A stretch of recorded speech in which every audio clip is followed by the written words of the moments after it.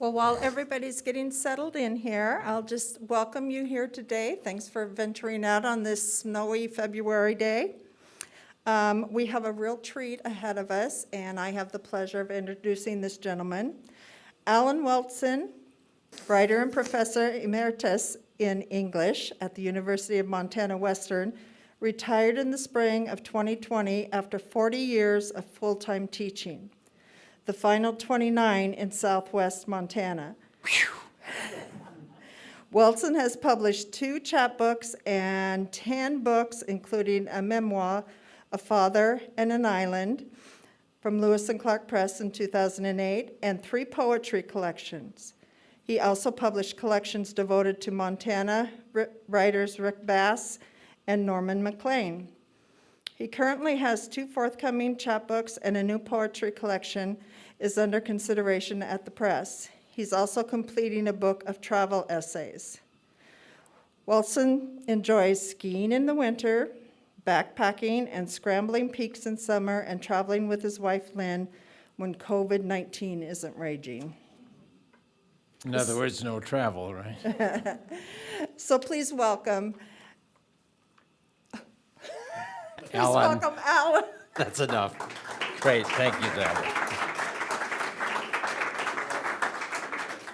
Thank you for coming. It's good to see some friends here. Before I get any farther, I want to say that I love this building, and I love this institution. I'm 2 hours south of here, and the MHS is a very, very important institution, and I felt like this has been, in my decades in Montana, this has been a kind of home. So I deeply value the staff and the work that the MHS does. Montana, the Magazine of Western History, was kind enough to publish the first Tom Savage article I did, now 13 years ago. And I don't have any PowerPoint or anything. It's going to be a lot plainer. I like to run it informal. I would love to make sure that you have questions so that I get to maybe some things you're interested in. I can talk about this subject until the cows come home, so it's a good thing they do, and you and I have other places that we can go. I have been the primary cheerleader of this extraordinary Montana writer for a long time, and now I feel as though, as I've said too often lately, I'm kind of on the back corner of a magic carpet ride, and the magic carpet ride is owned and run by Netflix. And because of Netflix and because of Jane Campion, my guy is now known all over the English-speaking world and beyond. I have had some wonderful random correspondence of late. I'm communicating with a 79-year-old Swedish gentleman in South Sverige, and he just sent me a screenshot of the Swedish translation of The Power of the Dog that will be coming out in May. So I think 18 or 19 years after Thomas Savage's death, he's finally coming into his own now. So I might just start with a couple of general points and dip in and out of his career, and I can talk about the movie maybe more than you would like. I was able to be part of the intro. Some of you might have been at the Myrna Loy a few days before, the day before Thanksgiving. I shared the stage with 2 cowboys, and I tried not to feel too inauthentic. But I'm way too fond of sort of telling the story of how I got to be connected with one of the world's most distinguished film directors and playing a small role in this film of hers, which I told her a year and a half, 3.5 years ago. If the movie happened, then she and the movie would bring Tom Savage back. Not my biography, let's be real. I'm just from Dillon, Montana, and Jane Campion is royalty. But it's all working out better than I even imagined that it might do. So I've been on the trail of this novelist for over a score of years by now, and I would start out by saying that he's, in my completely prejudiced view, he's clearly one of the best novelists from our part of the States. There's no question. The question is his neglect and obscurity. That is the question. And I have been trying to answer that question of obscurity and neglect for a long time. And I tried to pose some answers in the biography that finally came out about 16 months ago, which is called Savage West. And later on, I have just one show and tell, which of course you can't see, but I will tell you a little bit about that fancy-looking tome up there. So Savage is one of the best, and when you look at every single state literature formation book, different books, some by friends, which have created what could be called the canon, C-A-N-O-N, the canon of Montana writers. And you know, that sort of hasn't come into its own really in the last 3 decades of the last century.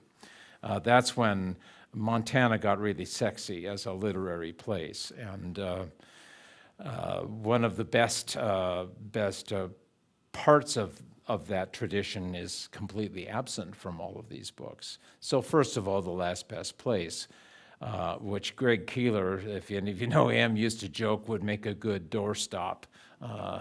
You know, I actually taught out of The Last Best Place. It has sold, you might be interested in knowing, much better than an awful lot of other state literature anthologies. At least that's what William Lang told one time at one of the gatherings of the editorial board. But there's nothing of Tom Savage in The Last Best Place. There is nothing of Elizabeth or Betty Savage in The Last Best Place. So this was a very strange story, this husband and wife, particularly given the fact that Tom was gay. That made it really strange. But she was a novelist as well. Little Brown published most of her 9 novels, and she was pretty damn well reviewed in her lifetime also. And nothing has ever been written or published about Betty Savage's novels. The late, great Sue Hart, I had dedicated the book to Sue's memory, if any of you knew her. She was going to be writing about Betty Savage in one of the, endless number of projects that she had.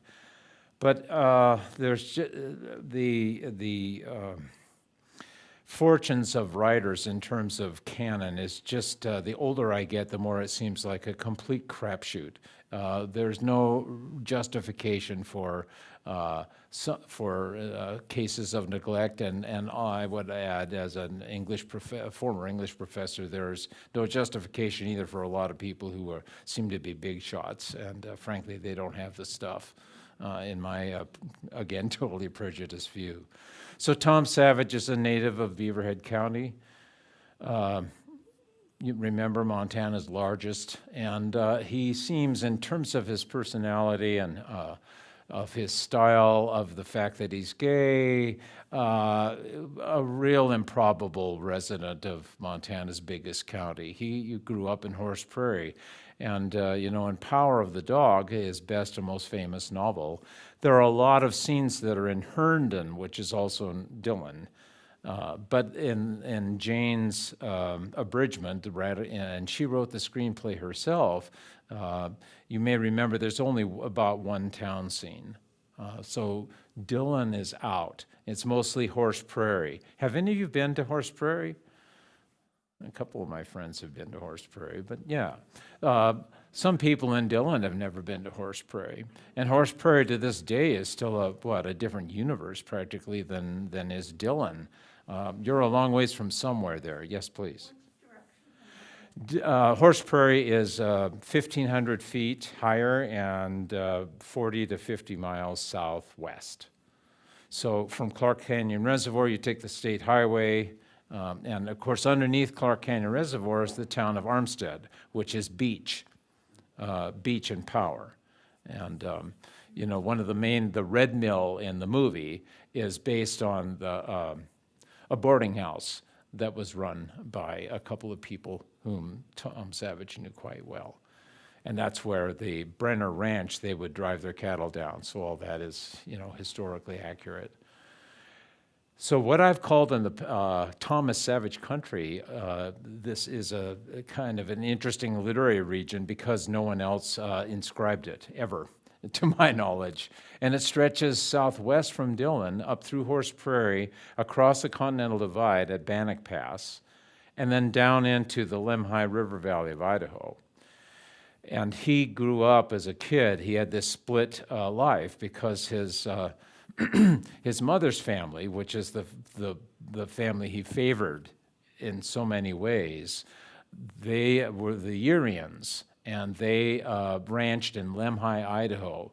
And that ranch now is called the Shiner Ranch. I think the Shiners have owned it for 2 or 3 generations by now. But and then Thomas Savage country continues down the Lemhi River, that is to Salmon, which you guys may remember was apparently called Salmon City back in the day. And Savage's first novel is a historical novel that is based on The Pass from 1944. That's based on the building of the Gilmore and Pittsburgh Railroad, which was one of the first spur railroads financed by Pennsylvania coal interests. And that was built over 13 months, tunneled under the Bannock Pass, which is 7,600. We run a little higher elevation than Helena, even. And you can still see a lot of the train route. By the time Tom went to start writing this novel, he spent 7 years on that novel. And he sent by the way, a short, more than a cutting, you could call it, of it to the editor of Atlantic Monthly, and that editor wrote back and said, "This looks great. There are no people in it. Were you going to introduce any?" So that's an interesting. I could tie that into what Annie Proulx writes about in the afterword of Power of the Dog, which maybe some of you have read, where she honors Tom Savage as being one of the best novelists in what she calls American landscape fiction, where physical setting, a particular topography or set of topographies becomes, if anything, a protagonist, really, is as important as any human beings are within that. And the first page of The Pass is the beginning of course, Savage's whole world as a novelist, and that's a description of kind of a conflation of Lemhi and Bannock Passes, where the main character is, in Savage's version of white settlement in the Intermountain West, the main character, Jess Bentley, is looking down on his future, down to what's called the prairie. And as a matter of fact, The Pass is the only novel of Savage's that is based almost entirely on the Urian Ranch, and it's set in Idaho. Most of Savage's fiction, 8 of the 13 novels, and by the way, it's The Pass is from 1944, and the last novel that he was able to publish, The Corner of Rifle Pacific, is 1988. So it's 13 novels over 44 years. 8 of them are set in what I have been calling Tom Savage country. So it's southwest Montana. That's it. So what was this person like? He claimed when he was 21 that the best place in the world was the Brenner Ranch. So he didn't, by the way, take up his birth name, surname, until he was 27, when he was married already and they were expecting their first child. So he was Tom Brenner, and the Brenners are the Burbanks. And Savage, I should say, this is one of my main pleasures. He he was chameleonic. He could play roles incredibly well. He was a super conversationalist. His son Russ has told me over the years that there was a bit of the imperial Caesar about him. So he could play whatever roles anybody wanted, but he wanted to kind of dominate things. When he came back to Dillon the last time, jumping way ahead in my chronology maybe, he was the local boy makes good scenario for an arts festival in April 1983, sponsored by the then thriving chapter of the AAUW that disappeared after my wife had been in it for a few years, 30 years ago or 25 years ago. But Savage came back, and I was told by a woman on the streets of Dillon 20 years ago or something that he supposedly hit every bar open in town before lunchtime, and then he drank coffee, black, and then he was scheduled to give a talk, and this woman told me that was the best talk she'd ever heard in her life, actually. He was superb. And he played even when he was back visiting. He said, well, he wished he could stay longer, but he did admit to the journalist who interviewed him the most that he probably didn't fit in here very well. And there are plenty of moments in his fiction where it's get the hell out of Dodge. And I've made the argument that Dillon, which goes through about 3 names, it's primarily Herndon, and in later novels it's Grayling, and these are both local names. Herndon was the name of folks who had ranched in Armstead, actually, and then came into town. And Grayling was the name of a train stop in the Upper Beaverhead Canyon. And the train would let people, if you were fishing, you could just get off there. The train would stop for you back in the day. So he kept the names very, very local also. And he claimed, I started to say, that he did not write autobiography, but it's pretty clear that he wrote acutely autobiographical fiction over and over. And he wrote Dillon over and over. Just in the tradition of Sinclair Lewis's Main Street, where he just excoriates, do you remember, his hometown, Sauk Center, Minnesota, which he calls Gopher Prairie. And if you are creative or you don't fit in very well, or, oh, let's see, maybe if you're gay, you get out of here because you're going to die if you stay in the claustrophobia and the gross provincialism of small town. And certainly there's plenty of that satirical flavor in Savage's fiction, and including Power of the Dog. There's some great, I find it hilarious because I'm not a native of Dillon. But there is something here, there's an assumption, isn't there, about the nature of satire. Can we laugh at ourselves? Can we recognize through humor that things could be maybe a whole lot better or different than they in fact are? And there's a lot of that in Savage. In fact, some critics by mid-career or later career would, insofar as they criticized his fiction at all, they would say, well, you know, or at least Savage in some letters would talk about the fact that some readers would tell him they really didn't like the essayistic interludes, the sort of authorial commentary that you find. And I think that's part of the best flavor of this writer, as a matter of fact, that gives him his wit, a lot of his wit, and a lot of his bite that comes from there. Going back to the career, perhaps, he leaves Montana in 1937. I mentioned a few minutes ago, he thought when he was 20, he tried going to college in Missoula, and that didn't go very well. He was in and out of there, and he was a rodeoer, and he worked at, he taught writing, and he thought he might have a career as a bronc writer. In fact, his first published piece of writing is called The Bronx Stomper, that came out in 1937. But he had met this had a pen pal relationship with a young woman named Elizabeth Fitzgerald, whose father, Bracel Fitzgerald, taught writing at Missoula, and Tom had taken a writing class or two from him. So Tom gets on a bus and rides for 96 hours from Butte to Boston. And then he becomes a New Englander, really. And he worked at Brandeis University. He had several different jobs during the war. He fondly recalled that the best night of his life was the night that he got an acceptance on his first novel, The Past, which he had spent 7 years writing. And he said nothing was ever better than getting that published.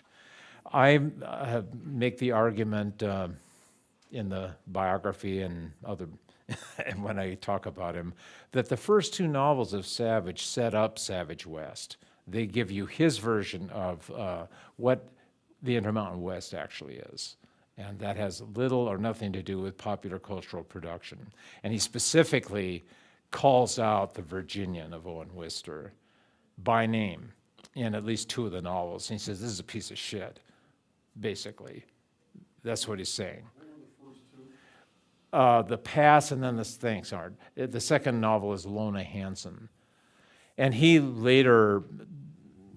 spoke disparagingly when he came back to Dylan in 1983. He spoke badly about his second novel, Lona Hanson, which is kind of melodramatic. But when you add it, I talk about if you remember Jane Smiley and her Pulitzer Prize winning 1,000 Acres from 1991. So Lona Hanson is Tom Savage's version of 1,000 Acres without the King Lear plot, except it's 20,000 acres because, after all, we're in Montana. We're not in poor little Iowa or something like that. But it's desperate, and chronologically, it kind of follows from the past. The past fictitiously takes place between 1911 and 1924. And Lona Hanson really picks up from the late 1920s into about 1933 when the Depression is really hammering down even on the big ranchers, so that they have to close parts of their operations and close parts of their houses, actually. He couldn't, there's no evidence historically that, George Burbank. George Burbank is Tom Savage's stepfather. Charlie Brenner. And Charlie Brenner was, apparently they had a very good relationship. And Charlie Brenner was quite kind to him. He was a pretty quiet person and all that stuff. His mom had married into the Brenners in March 1920 in Butte. So Tom Savage is a 5-year-old stepson when he comes into the ranch, which is why later, when we look at Cody Smith McPhee, this is the first big, clear, fictional self-representation of Tom Savage in his fiction. There's a lot of Tom in Peter Gordon. There are strains of Tom, maybe, in Phil Burbank. Phil Burbank, jumping ahead to power here, is based on Phil as Bill. William Brenner was the weird step-uncle. There were three in that generation, three Brenners, and Bill, it was the middle one. Bill was a mechanical genius. Bill was an expert banjo player. Bill didn't bathe. Bill didn't go to Dylan. Bill didn't wear gloves. Bill died of blackleg. All of that that's not just coming out of Tom Savage's imagination. What I've been wrestling with, just 1 second, is in the case of Power of the Dog, is why Tom Savage is demonizing these parts of himself. And why is he making the Basher uncle gay? And then why is he making him vitriolic as much as he does?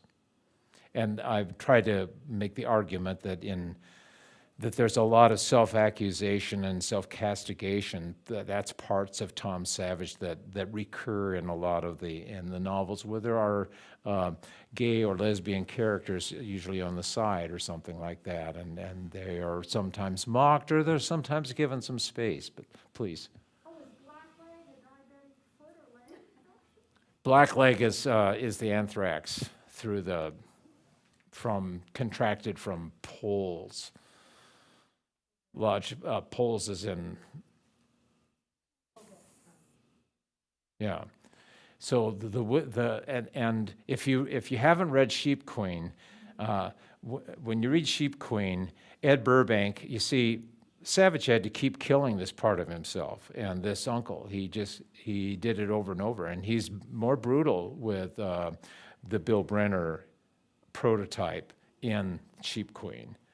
He says, I hate this guy. I wish I could kill him. I'm sorry I wasn't around when he died. I was in college in New England, which actually Tom was when he died. But there's no historical evidence that Bill Brenner drove Tom Savage's mother, Beth, to alcoholism, although she was an alcoholic. And there are some painful expressions of that in the Sheep Queen. But he embroidered and made some fictional changes, but he continually writes extended family. He changed the focus quite a bit. Those first two novels I was saying a few minutes ago set up his version, which is harder. Why didn't he sell? The basic issue with this writer is that you should see the reviews of every single novel of 13. I wish my books would get reviews like this. They're pretty stellar. They're pretty 5-star across the board. And it's famously been said, well, not famously, but apparently when Power of the Dog came out, it sold about 1,000 copies total in 1967. Some of his novels were published into paperback editions, but they disappear. And right now, there are apparently about 3 out of 13 that are even in print. Maybe this can change now, because Power of the Dog is making an awful lot of money for the estate. Does it have, they're printing them on demand, does that have anything to do with anything? Well, I hope that I can talk to Chris Cobble, who told me 10 years ago he'd like to get reprint some of the other novels. He had also told me that Lona Hanson didn't sell very well when that got published 10 years ago. I hope that changes now too. But there's several others there's several other novels that need to be republished. When they print them on demand, the quality is so, like they're dime novels, they're awful to read. Oh, So I don't like reading. I'm with you. I thought that the Riverbend, Drumlin Institute and Riverbend Publishing had a cooperative agreement for reprinting the first 2. I know that because I was involved in that. But I don't know about how shabby the print on demand is. I'm sorry to hear about that. I ordered them for Christmas presents. Oh, I'm really sorry to hear that. That is depressing. If I only had a whole lot more authority in the publishing world or something like that, but we'll see. But then his third and fourth novels, his third novel is called A Bargain with God. It reminds me of I talk about that in the bio, The Bells of St. Mary's, if you remember that old World War, when Bing Crosby sings, and it's all, I'm a sentimental person. I'm way too sentimental. This is, you need the fan on for this. And he thought that sold better than any of his other novels, anything else. And he thought by far it was his worst. He wasn't very proud of that at all. It's a parable that takes place in a poor parish in Boston. And his fourth novel, which is called Trust in Chariots, didn't come out till 1961. For a while, Savage thought that was his best novel, which shows you that writers really don't have a clue sometimes about their work. The main thing I would say about Trust in Chariots is that's a kind of strange story, and maybe the most important element of it is the Rolls Royce that's in it, because that's the chariot. Savage liked nice cars. He liked real nice cars. And I make the argument that that's kind of a symbolic iconography. I probably shouldn't use that highfalutin word. I'm not a professor anymore. That's his language of separation and distinction. He thought people who owned Cadillacs or Lincolns were losers. He wanted imported, and this is his coterie. I mean, this is his sexual orientation presenting itself. And he did buy a Rolls Royce in 1952 from the Bishop of Massachusetts, I think. And that Rolls was featured at the New York State Fair in 1939. And so he drove it across the country, and he drove it up the gravel dirt road from Dillon to Horse Prairie because he wanted everybody to see that he was doing okay in his line of work, and probably a lot of that too. And then he claimed, and this is a kind of a savage witticism, that the first time he actually heard the engine, he decided it was time to sell it. But then he bought a Porsche, and he had some British sports cars through the 50s. And at the same time, according to his son Russell, his the story, I mean, the root issue is really complicated, and I use the poet and essayist Adrienne Rich's notion of being split at the root. Adrienne Rich, who was heterosexual for a while and then became lesbian, as you may or may not know. So Savage apparently, before he married Betty, he told her he was gay, and she said, "Well, that's okay," and they were going to make a family, and they did. And he loved his family more than anything else.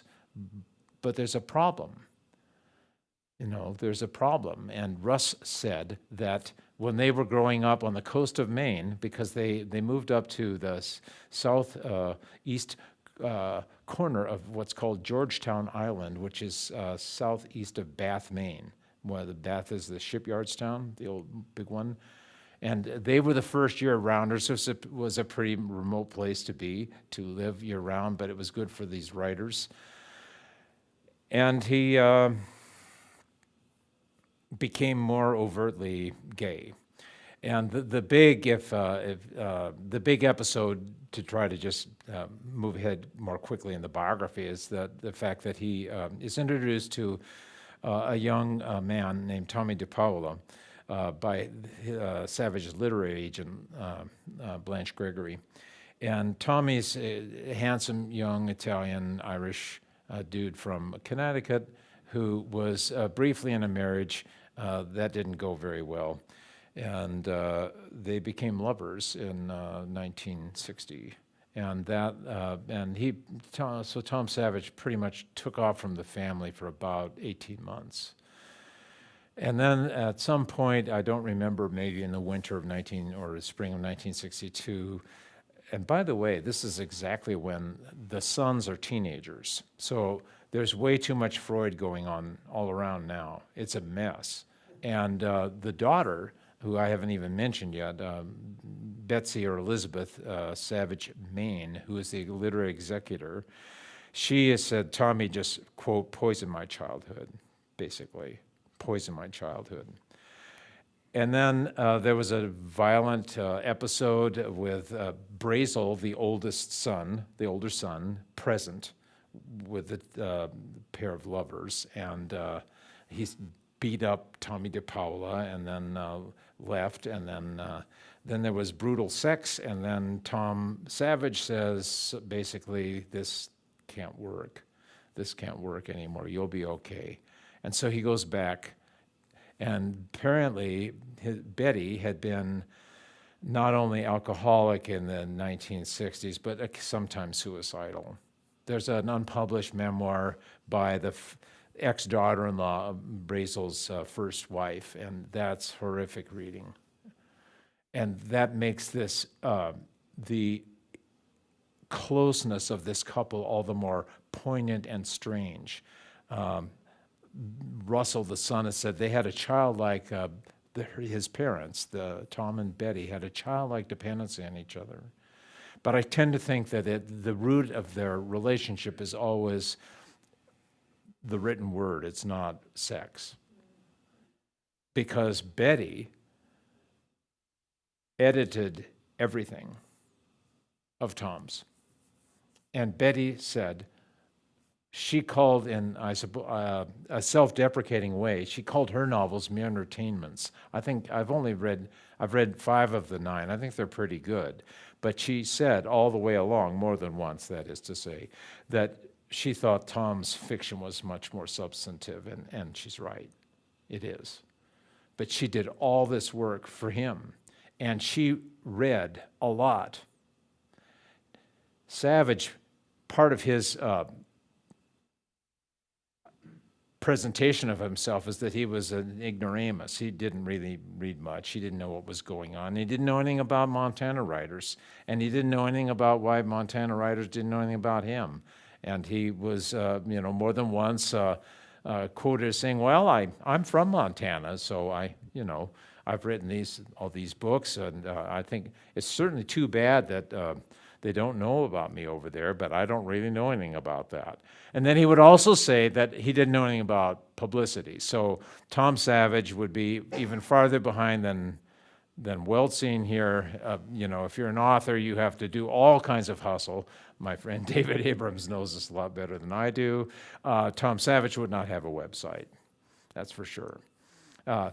He was quoted as saying that publicity for a new book meant one cocktail party in Manhattan. That's what happened. But then that's presuming, that a stability in the book industry that hasn't existed for, you pick how long. That is to say, a stable system of distributors all the way down to local bookstores. And so the word, supposedly that's how you sold a lot of books, but as I've said, and as he knew, he didn't sell a lot of books. But he always had enough money for booze, that's for sure, art. Is there any record of him on film, in an interview or anything that we could? Not on film that I know about, no. No, the only thing, Montana Western, there are digitalized copies of all of the interviews when he came back in 1983. That was a big deal for me to get the original audio tapes from a gentleman who's spent his career at Long Island University, but was at Montana Western in 1983 and was the host for Tom Savage coming back. And so when I finally heard the guy's voice, that was a big deal for me some years ago. Between A Bargain with God, 1953, and Power, that's 14 years, and he's only published 1 novel. So that's his longest dry spell.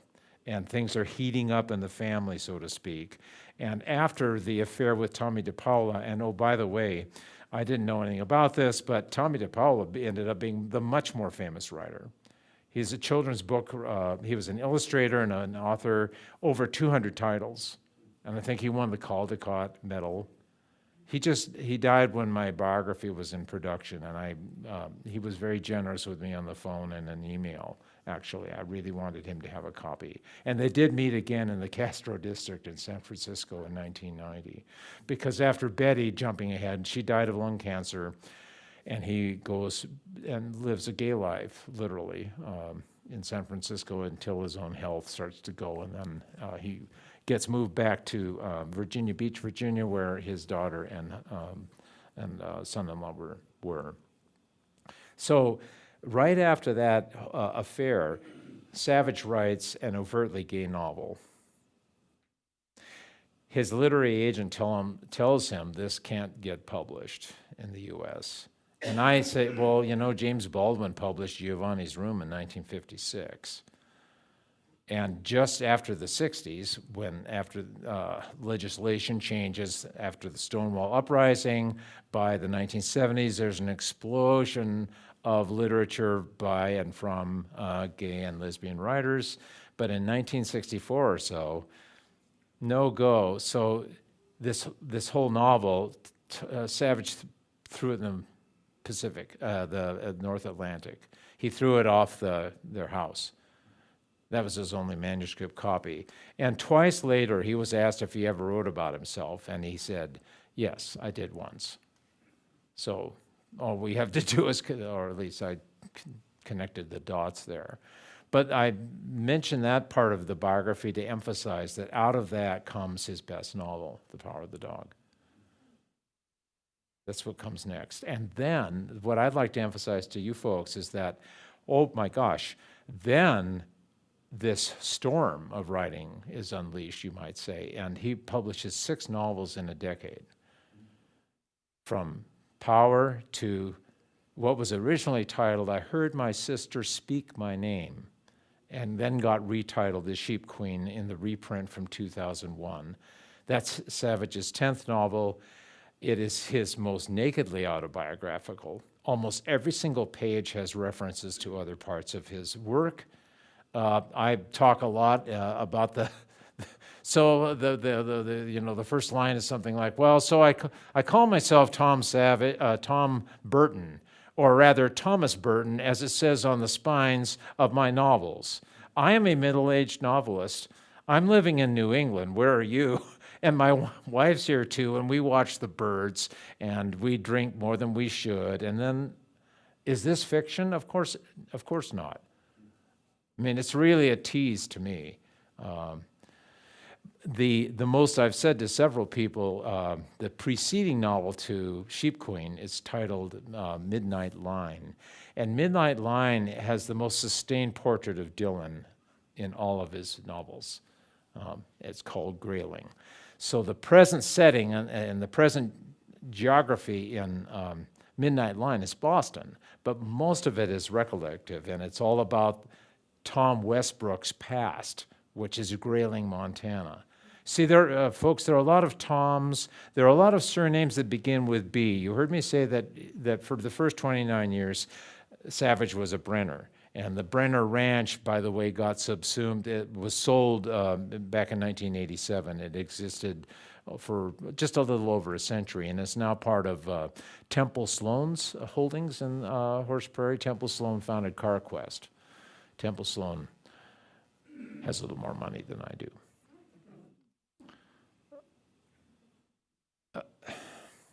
And then after Sheep Queen, I mean, he still, I think For Mary with Love is one of his best.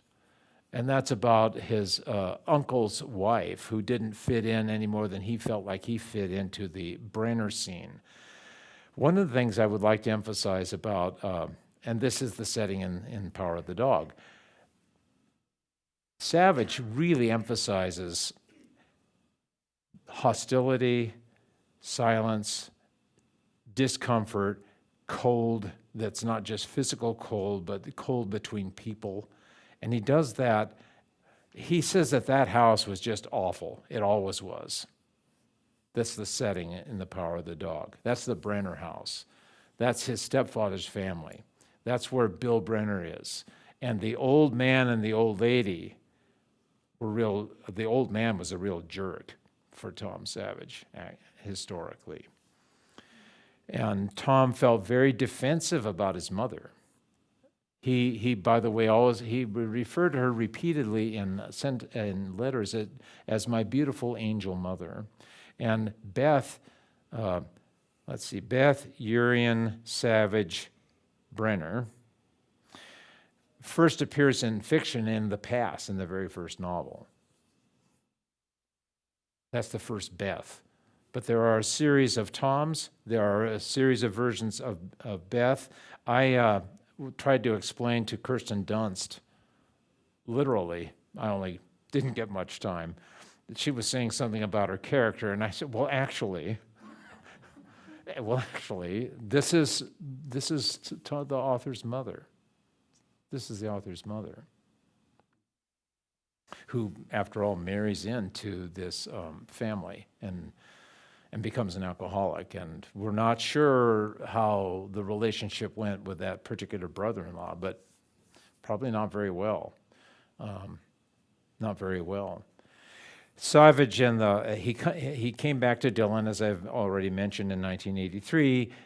By the time he wrote Corner of Rife and Pacific, that's by the way, a Dylan geography joke, because Rife and Pacific are parallel, more or less north-south streets, with the railroad right in the middle of them. So there's, guess what? There's no corner. But the corner in the fiction is actually what in Power of the Dog and a couple of other novels is called Herndon House. And all of this is based on the Hotel Andrus, which has been recently reopened and fixed all up to its some approximation of its 1918 splendor. And and I've argued that that corner of Rife and Pacific is a gentler, it's not a little more nostalgic, a little less trenchant view of Dylan history from 1890 to 1920. That's sort of what he covers at the end there. And then say a little bit more about the bio, and then Jane Campion. You know, the last 15 years are sad, and I've noticed this happens with writers sometimes. He thought he wasn't done at all. He knew by high school he wanted to be a writer. He repeatedly said, I feel worthless unless I've got a novel going on. He knew he was getting better and better as a writer, and after 1988, he runs out of luck. He worked for several years on a novella called Buddies, which is based on a same-sex love story set in World War I, of all things. And I've got about 30 pages of that manuscript, and I'm not sure if there much of what is left of that. But William Morrow turned that down. He couldn't get that placed anywhere. And he tried a couple of other books. Then he was having some health problems. He knew that he still was alive in 2001 when Emily Salkin Taukudes of New York City, then an assistant editor, Little Brown, got the two best novels republished in trade paperback editions. Little Brown, they were called Back Bay. And now, of course, they're redoing Power of the Dog, and maybe Benedict is on the cover now, and as it should be. And I know there's a new edition of that coming out. About most of 4 years ago, I was contacted, well, in in 2018, I was contacted by a woman named Tanya Sakachin, who is a producer in London. And she apparently had been the executive director of the British Film Institute for about a decade. And eventually when we met her, she told Lynn, my wife, in our house, that she had done the first 4 Harry Potter movies. This woman had found J.K. Rowling. And we went, oh. But she didn't want to talk about that at all because that was commercial property. And she only wants to talk about art film. And there are only 2 directors in the world that this woman respects enough that she wants to do all this work with. And of course, Jane Campion's one. So I got a little excited in April 2018 when this Tanya introduced herself and then said that they would like to make this movie on Power of the Dog and they'd like to come to Montana. So that happened in 4 months later, and I hosted them for a weekend or so. We drove them all around, and they took hundreds of pictures in Dillon and Horse Prairie, and they saw the actual house. And apparently, maybe I don't know if you've watched any of the endless interviews, but she claims she saw the dog formation and the Power of the Dog. She saw it up there, so she feels validated to go ahead with the project because she got the blessing from Tom himself. But they decided that Montana didn't look good enough at all, so they thought they could do better elsewhere. Although Tanya explained to Lynn, my wife, that it was actually things like actors' equity and the distances and the production costs. And I've been told since Montana passed the Media Act that filming in Montana is less dicey. You may know that Otago Province way down South Island, New Zealand, is very close to Jane Campion's town of Glenorchy. And she and the cinematographer Ari Wenger, a young Aussie, had selected this pretty remote area months before any actual outdoor shooting started, and they spent an awful lot of time there. So I sent them that summer the copies of the articles that I'd written, and then I sent them the book, and I had told them, this, you might be interested to know, The Power of the Dog had been optioned, I think, 10 times since 1967, but nothing ever happened. So I literally put my hands on the shoulders of these two women and said, I hope you can remove the curse and we can get this done. So the next thing we know, and I will try to curb vanity now, but my wife and I got to be guests at the 48th Annual Telluride Film Festival at the first week of September, which was the North American premiere of Power. And the group, the gang, flew in on a private jet from Venice, where the world premiere had just happened. And so we got to see them again. And yes, I do have pictures of my wife and I with Benedict Cumberbatch and Kirsten Dunst. But I'm very tired, so what's it matter, you know? I'm not turning this into anything, but the thing, I was really nervous about the movie the first time I saw it, because I didn't know, I'm not in the family. He's not my father, but I felt this bad proprietary control about The Power of the Dog or any of the other novels. Now you're messing with my stuff now, as the my is in quotation marks and as a joke. But I was just stunned by how by her fidelity to the novel. I mean, that's the main point I would make. She follows it so closely, and she's reducing a 200 in the paperback 280-page text to a little. The screenplay is about 100 pages, but some of her shorthand captures so much that's in the novel, but not quite on the screen. And then, of course, the other languages of film make up for some of the deletions. And she, in almost every interview I've watched in the last half year, when she starts getting asked in any detail about her craft, she always defers to the novel. Cumberbatch did. How many of you were at the Myrna Loy the night before Thanksgiving? Yeah, not a lot of us. Well, Benedict Cumberbatch videoed a sort of salutation to Montana that was shown there. It was supposed to be shown in Dillon, but he didn't get it done in time. And that's so classy, what he does, what he says in that.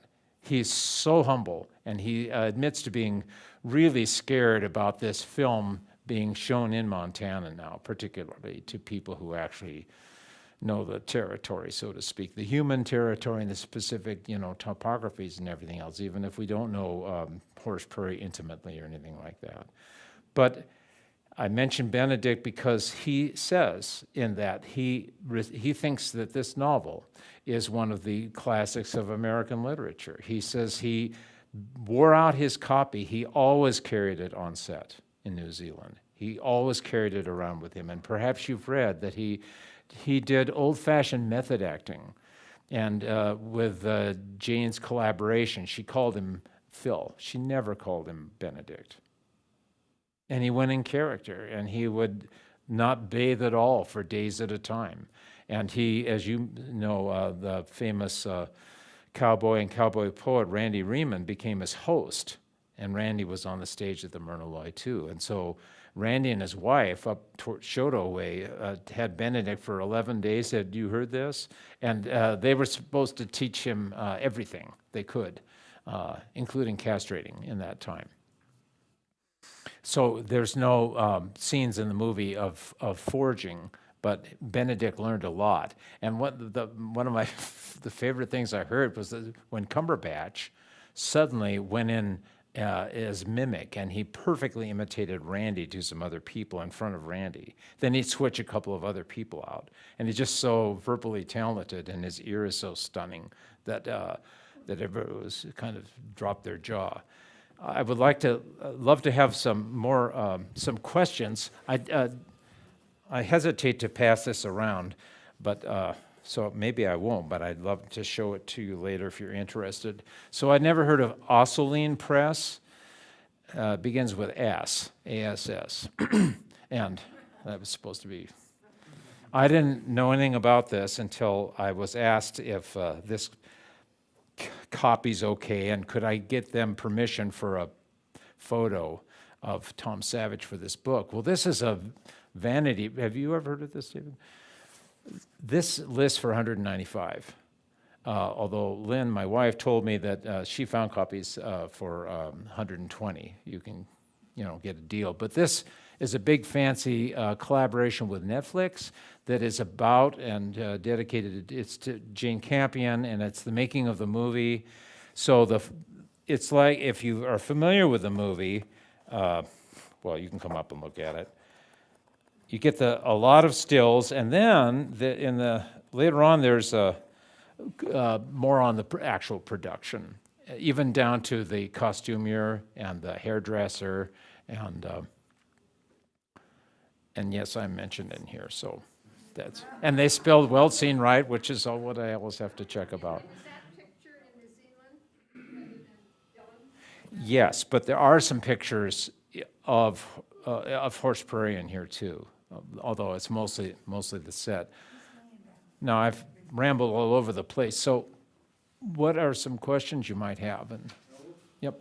Maybe you talked about this and I wasn't listening. What? You,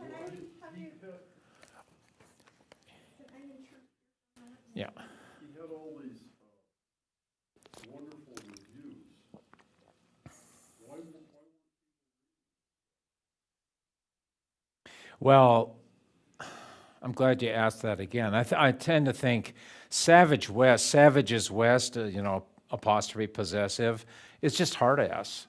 That's one answer, and I don't mean that in a facile way. I think the version of life in Montana he tells is grim. It's tough, and it's mostly about shortcomings. It's mostly about loneliness. It's about claustrophobia in small towns. It is about some of the Sinclair Lewis Main Street effect. It's even more underlined maybe by the fact it's subversive because, his is, if I can, in the life I used to lead, this would be called a au courant academic term. It's a queer West, and that already ridicules a lot of sort of received versions about what life is actually like. So he gives a hard-ass realist story. And, I think, I would say the only writer, I used to know some things about Montana literature. The only writer, I think, who has a shelf comparable is Ivan Doig, who I've also written about. And, and by the way, there's going to be a fantastic documentary about Ivan that will be out by, about it, Bruce, by this summer. I got to see a rough cut last summer. There are a lot of people working on that. He was a mid-list guy, and everybody knew his work. In 1983, Savage professed he'd never heard of Ivan Doig. And I wonder if Ivan had ever heard of Tom Savage, which is more to the point. I mean, the shelf is comparable in quantity and quality. There's nobody else in fiction in this state. An argument could be made about Rick DeMarinis, who was another totally unappreciated, who could write circles around most of the people. Anybody here from Missoula? Okay, well. I lived there all in the 70s. What's the state's name again? Rick DeMarinis, I'd love to tell you more about him. He has a much bigger career than most. The Missoula literary establishment didn't have any. They could give a shit about Tom Savage. They didn't know anything, frankly. I'm sorry. Go ahead.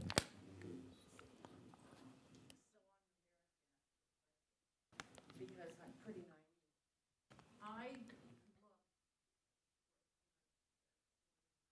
Mm-hmm. I don't understand. Oh. I've looked in the Did you read the preceding, like half a dozen verses in Psalms 22? No, that's too hard for me. No, but that just who the dog is. I wish I had it right here, and that gives you a little bit of context. I just suggest, You mean there is, if you read that, you get the idea of who the dog is? How much do I have to read? no, it's just, there's a little bit of context, and of course you're looking at a chapter 22. No, just go back up about a half a dozen. I'm not exactly a scholar of the Psalms or of Psalm 22 or anything else. It has nothing to do with the shape of the, Well, that's what he makes it. That's what he makes it, so that this rock formation, supposedly, up above the old ranch, it's a fiction, and it becomes it's code for gay superiority, like having a Rolls Royce, frankly. oh, okay. Because only, remember who sees it. And the balance of power is shifting so much, isn't it? So that, at least in the film, you know, Phil is not in charge at all. When you watch the camera on Cody, you know, by halfway through, there's certain moments when he's absolutely in charge. The others just don't know it yet, but I do. And of course, several people have said, I wonder if some of you felt this way, that you know, one of the key moments that's not in the movie at all is Johnny Gordon's hanging, the Peter's father. So I talk about a Hamlet's revenge plot going on, frankly, because Phil Burbank shamed the country doctor father so badly, and he was a bit of a tippler anyway, shamed him, so he goes home and hangs himself. That's what happens.